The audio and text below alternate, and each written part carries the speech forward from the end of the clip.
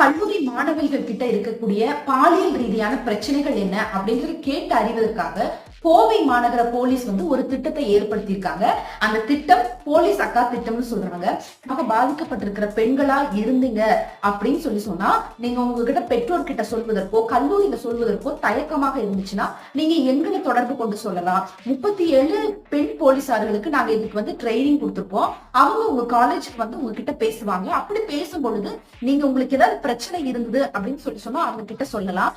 அங்க சொல்றதுக்கு தயக்கமா இருந்துச்சுன்னா அந்த 37 பெண் போலீசார்களுடைய நம்பர்ஸ் நான் உங்களுக்கு தரோம். அதன் மூலமாக அவங்க பர்சனலா கான்டாக்ட் பண்ணி நீங்க சொல்லுங்க. எந்த பாலியல் ரீதியான பிரச்சனைகளா இருந்தாலும் எங்களை தொடர்பு கொண்டு சொல்லலாம் அப்படின்னு சொல்லி அறிவிச்சிருக்காங்க.